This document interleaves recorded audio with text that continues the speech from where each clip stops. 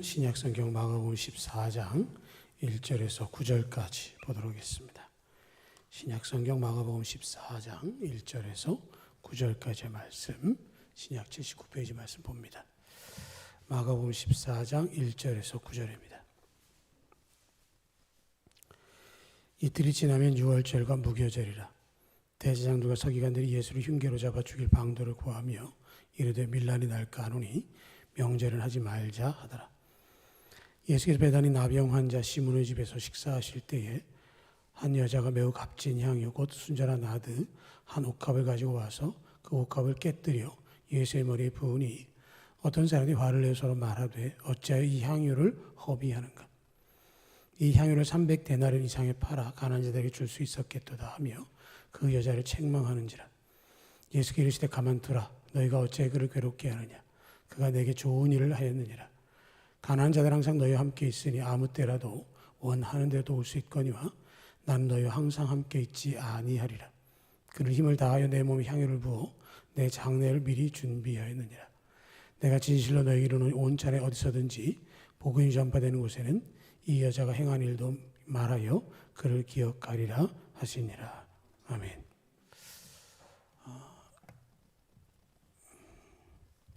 금년에 우리 교단 총회를 하고 교단에서 새로운 타스크포스 특별팀이라고 하는 그런 거죠. 그래서 TF팀을 구성을 했는데 그게 뭐냐면 신학 자원 발굴에 관한 그것을 시작을 했습니다. 우리 서울신학대학교가 성결교회의 신학교로서 신학과 학부에 있고요. 대학원 과정에 MA, MDB 과정이 있는데 신학과 입학 정원이 48명입니다. 48명이고요. 그런데 경쟁률이 1.5를 넘기는 일이 쉽지가 않습니다. 우리 전국의 지방회가 55개 지방회인데 55개 지방회에서 한 명씩만 보내도 1.2는 되는데 한 명을 맞추기가 어렵고 그래서 서울신학대학교에 과가 11개가 있는데 11개 과 중에서 이지망으로 오는 친구들까지 해서 겨우 맞춰가고 또 등록할 때가 되면 그 신학교 교수님들이 그 학생들이 등록하라고 부모님들에게 교회에 전화하는 게 일이다. 그런 이야기를 합니다. 저희 동기 목사님이 지금 서울신대에서 역사신학을 강의하는데 해마다 요맘때가 되면 간을 졸인대요. 등록을 해야 될 텐데 안 할까 봐. 모르겠어요. 아직 발표는 안 났으니까 모르는데 그렇고요. 대학원 과정도 전에 그렇죠. 나눔교회 제 목사님 입학할 때만 해도 신대원 입학 정원이 한 학년에 150명 이상이었는데 지금 80명 정도 됐고 이 80명도 맞추는 일이 쉽지 않다는 것을 이제 이야기를 합니다. 그래서 이걸 채우기 위해서 어떻게 하면 헌신자를 발굴할 것인가에 대한 숙제를 삼죠. 헌신이라고 하는 말은 어떤 일이나 남을 위해서 자신의 이해관계를 생각하지 않고 몸과 마음을 바쳐서 있는 힘을 다하는 것. 이것이 사전적인 의미입니다. 그러니까 헌신한다라고 말하는 것, 무언가에 힘을 바쳐서 다하는 그것을 하고 있는데 우리 살면서 사람들은 무언가를 헌신하는데 첫째는 자기 자신에게 헌신합니다. 내가 발전하는 데에 뭐가 좋은가?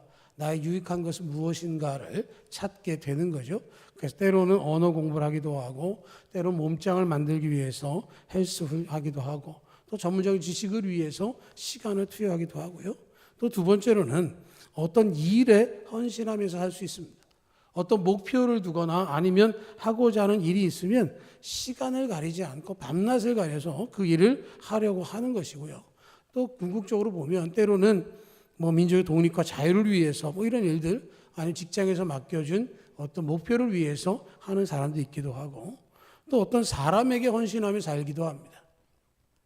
나를 발탁해서 나를 중요한 자리에 들어 쓴 사람에게 헌신하는 모습을 보일 수 있는데 어쨌든 자기 자신이 됐든 일이 됐든 사람이 됐든 누군가에게 헌신하면서 살아가는 것인데 그것을 신앙적으로 비춰보면 우리 주님께 헌신하는 사람과 그렇지 못한 사람으로 나뉠 수 있다. 그런 이야기를 할 수 있는 것이죠.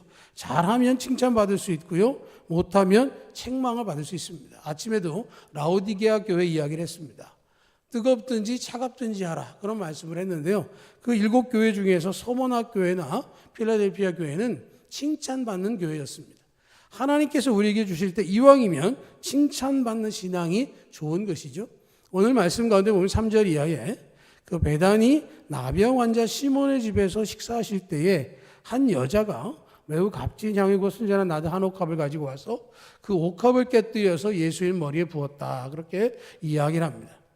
나병 환자 시몬이라고 말하고 있는데 그 집에서 식사를 하고 있다는 말은 지금은 나병으로부터 놓였다는 것이죠. 그런데 나병을 알았던 사람이니까 그 지역에서는 그냥 나병 환자 시몬이라고 불려지는 겁니다.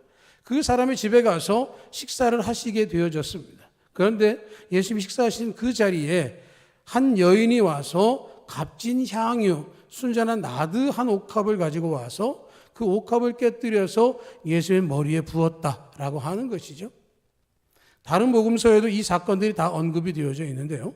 마태복음, 누가복음, 요한복음에 언급된 사건 속에 보면 이 집에 예수님이 가셨을 때 그 시몬은 예수님의 발 씻을 물도 드리지 않았다라고 이야기되고 있습니다. 그러니까 예수님께서 자기의 나병을 고쳐주셔서 식사를 대접하는 모습은 있지만 그 마음 가운데 진정한 섬김이 없는 시몬을 볼 수 있다고 한다면 그 자리에 비록 초대되지는 않은 것 같지만 그러나 찾아와서 옥합을 깨뜨려 예수의 머리에 붓고 거기에 보면 눈물로 예수의 발을 씻기며 그 머리로 닦았다라는 표현을 하고 있는 것을 보면 그가 얼마나 예수님께 자신의 것을 드렸는가를 알 수 있는 것이죠. 그런데 그 장면을 보면서 4절 이하에 보면 어떤 사람들이 화를 내 서로 말하되 어째 이 향유를 허비하는가? 이 향유를 300데나리 이상에 팔아 가난한 자들에게 줄 수 있었겠도다 라고 얘기했다는 겁니다. 요한복음에 보면 이 얘기를 한 사람은 가룟 유다였다라고 말하죠. 여기서 말하는 어떤 사람들은 예수님을 따라다니는 제자들, 예수님의 어떤 일을 하시는가를 보고자 했던 수많은 사람들 가운데서 이런 이야기들을 하게 되어졌다라는 말을 하고 있는 것이죠. 쓸데없는 일을 했다, 낭비했다라는 말을 하고 있을 때 예수님께서 그를 괴롭게 하지 말아라. 그가 나에게 좋은 일을 하셨다라고 풀어내셨습니다. 그리고 그 이야기는 복음이 전파되는 곳 어디서나 이 여자가 행한 일도 기억될 것이다 라는 말씀을 해 주셨습니다. 이 시몬과 이 여인에게만 해당되는 말이 아니고 어떤 사람들이 우리일 수도 있다라는 것을 우리는 생각해 보는 것이죠. 얼마나 헌신하고 얼마나 성숙하냐에 따라서 우리의 신앙이 달라질 수 있습니다. 로마 시대는 로마 황제를 섬기기를 요구했습니다. 이방 신들은, 이방 왕들은 자신들이 나라를 다스릴 때마다 신격화하면서 자신들이 신인 것처럼 행동을 해왔습니다. 그러면서 그들에게 헌신할 것을 요구했습니다. 그러나 주님께 헌신하고 주님께서 맡겨주신 일을 하는 것은 그들과는 다른 선택을 하게 되어지는 것이고 우리의 선택 가운데 더 칭찬받고 성숙한 신앙이 되기 위해서는 주님을 위한 헌신을 바르게 할 필요가 있는 것이죠. 이 여인은 자신이 가지고 있는 가장 소중한 나드 한 옥합, 그 가치를 다른 사람이 말하기를 300데나리온 이상의 팔 가치가 있다라고 말하고 있는 것은 1년 동안 품삯을 하나도 쓰지 않고 모았을 때에 치를 수 있는 값이 바로 300데나리온입니다. 하루 일당이 한 데나리온이니까 300데나리온이죠. 10만 원만 계산해도 얼마입니까? 3천만 원의 가치가 있습니다. 그게 한순간에 예수님 머리 위에 부어졌고 그렇게 쓰여졌습니다. 학자들은 이 여인이 모았던 이 향유가 그가 결혼하기 위해서 준비한 자금이었을 것이다 라고 얘기를 합니다. 그런데 그 용도에 관계없이 이 여인은 예수님께 그것을 바쳤습니다. 예수님을 자신의 헌신의 대상으로 삼은 것이죠. 다른 복음서에서 이 여인이 누군가에 관한 얘기를 다양하게 하는데요. 요한복음에서는 마르다의 동생 마리아였다라고 이야기를 하고 있고 누가복음에서는 죄 많은 여인으로 아까 우리가 찬송가 211장을 불렀지만 거기서는 막달라 마리아로 소개가 되어지고 있습니다. 누가 되었든지 간에 예수님으로부터 큰 사랑을 받았던 여인이었고 그 여인으로서 주님께 귀한 것을 드렸습니다. 내가 주님께 할 수 있는 것이 무엇인가라는 것이죠. 주님이 우리 동네 베다니 시몬의 집에 와서 식사를 하실 때 내가 주님께 드릴 수 있는 것이 무엇일까? 내가 가지고 있는 향유를 주님께 드려야 되겠다. 한두 방울 드리는 정도가 아니라 그 모든 것을 주님께 드리기로 결정을 한 것이죠. 예수님께서 자기를 위해서 십자가에서 죽어주시고 자기가 죄인이었던 것, 자기가 귀신을 들렸던 것인지 어느 것인지 정해지지 않았지만, 그러나 성경적인 전통 가운데 그에게 주셨던 주님의 은혜가 너무나 컸기 때문에 그 크신 은혜 앞에 자신을 헌신하게 되어지는 것이고요. 우리의 헌신의 대상이 과연 누가 될 것인가라는 것은 이 여인과 같이 주님을 선택할 수 있어야 한다라고 하는 것이죠. 내가 헌신한 대상이 누구인가? 그 헌신에 대해 주님일 때 때로는 그 일을 통해서 사람들로부터 비난을 받을 수 있습니다. 먹고 마시는 자리입니다. 나름 잔치와 같은 시간이죠. 기대가 있습니다. 그런데 그곳에서 그 여인이 향유를 붓는 순간 분위기가 갑자기 싸늘해지는 것이죠. 무슨 짓이냐? 쓸데없다. 왜 낭비했냐? 가난한 자들이 구제하는 일을 왜 하지 않고 다른 일을 했느냐라고 지금 이야기를 하고 있는 것이죠. 요한복음에 보면 다른 유다가 돈꾀를 맡고 있는데 자기가 횡령할 수 있는 기회를 놓쳤다라는 해석을 하기도 합니다. 어쨌든 사람들이 볼 때는 상식적이지 않을 수 있다라고 하는 것입니다. 이 여인처럼 예수님을 향한 헌신이 없기 때문에 그 하는 모습을 이해할 수가 없습니다. 어렸을 때 우리가 교회가 있으면 부모님들이 하신 말씀 가운데 제일 많은 게 뭐죠? 너 교회 가면 밥을 주냐? 떡을 주냐? 얘기를 많이 들었습니다. 그 얘기를 들으면서 우리가 신앙생활을 했죠. 또 신앙생활 열심을 가지면 뭐라 그럽니까? 왜 보통 사람처럼 안 하고 별나게 그러냐? 뭐 그렇게 별스럽게 다니냐? 그런 얘기를 하기도 했습니다. 때로는 큰 헌신을 하게 되어지면 그 헌신한 것에 대해서 가족은 생각하지 않느냐라는 비난도 듣기도 합니다. 그들의 시선에서 보면 그들의 헌신의 대상이 주님이 아니기 때문에 그럴 수 있는 것이죠. 그러나 주님의 선하심과 인도하심을 깨달은 우리는 그 모습 가운데 분명한 우리의 대상이 누구인지 사람들의 비난으로부터도 주눅들지 않고 당당하게 주님께 헌신하는 모습이 보여져야 하는 것이죠. 히브리서 10장에 말씀합니다. 뒤로 물러가면 내 마음이 그를 기뻐하지 아니하리라 하고 말씀하셨습니다. 예수님도 말씀하시면서 쟁기를 들고 뒤로 돌아보는 자는 하나님의 나라에 합당하지 않다라는 말씀을 하셨습니다. 하나님은 하나님을 바라보는 시선 가운데에서 견고하기를 원하십니다. 주님을 바라보고 주님을 찬양하며 나가는 삶이 되기를 원하시는 것이죠.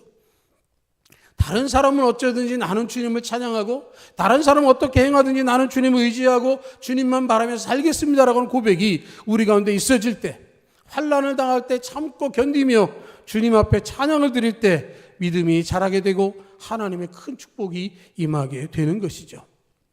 그 상황을 사람들은 이해할 수 없지만 예수님께서는 풀어주셨습니다. 그 여인이 하신 일을 향해서 6절에 말씀하기를 그가 내게 좋은 일을 하였다라고 말씀하셨습니다. 세상적인 가치로 낭비처럼 보일지 모르지만 지금 그 여인이 한 일은 주님을 위해서 좋은 일을 한 것입니다. 주변 사람들이 여러 가지로 평가할지 모르지만 정말로 중요한 것은 주님이 우리를 어떻게 평가하시느냐에 달려 있는 것입니다. 주님께서 마지막 때에 심판하실 때 두 그룹이 있죠. 우리가 주여 주여 주 이름을 외치며 귀신을 쫓아내며 기적을 행했습니다 라고 말하지만 내가 너를 도무지 알지 못한다는 사람이 있는가 하면 내가 언제 주님을 위해 섬기며 무엇을 했습니까? 라고 말한다 할지라도 작은 자에게 행한 것이 곧 나에게 행한 것이다 라고 인정하셨던 사람이 있습니다. 우리의 행한 것들을 지금은 알 수 없으나 주님이 평가하실 때에 내게 좋은 일을 하였다 라고 하는 칭찬의 음성을 듣는 여러분 되시기를 축복합니다.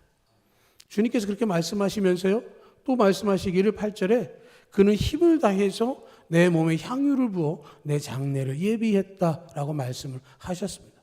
내게 한 좋은 일 가운데 하나는 내 장례를 예비한 것이다라는 것이죠.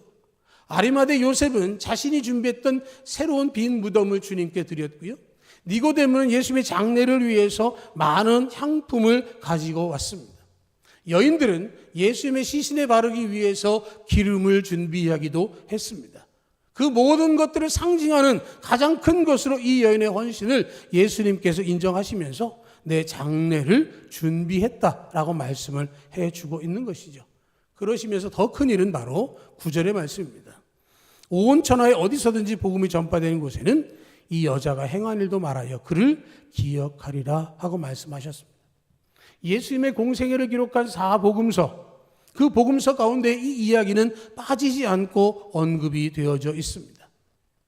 때로는 복음서에서 때로 기록되지 않은 부분들이 있어서 서로를 맞춰봐야 하는 내용이 있긴 하지만 이 여인의 사건은 모든 복음서에 동일하게 기록이 되어져 있습니다. 이름 없는 이 여인의 헌신을 우리는 지금도 기억하면서 말씀을 나누고 있는 것이죠. 오고 오는 세대, 주님이 오시는 그날까지 복음이 전파되는 곳에는 이 여인이 어떻게 헌신했는지, 그 헌신한 것을 예수님께서 어떻게 평가해 주셨는지가 분명하게 나와 있는 것이죠. 잔치를 벌이고 음식을 준비한 그 자리에 정말로 많은 향기들이 섞여 있는 그곳에 그가 나도 향유를 담은 옥합을 깨뜨렸을 때 그 시몬의 집에는 향유의 향으로 가득 차게 되어졌습니다. 주님을 향한 헌신은 세상적인 모든 모습을 다 하나로 변화시키시고 하나님 안에서 온전한 모습으로 이루어지도록 만들어 가시는 것이죠. 세상 가운데 다양한 모습을 경험할 수 있지만 그러나 주님을 향한 헌신 가운데에서는 그 모든 것들을 담고 그 모든 것을 품고 그 모든 것보다 더 밝고 아름답게 빛나는 주님의 향기가 넘쳐날 줄 믿고 우리도 믿음 가운데에 언제나 향기를 발할 수 있는 우리가 되기를 주님의 이름으로 축복합니다. 아멘. 하나님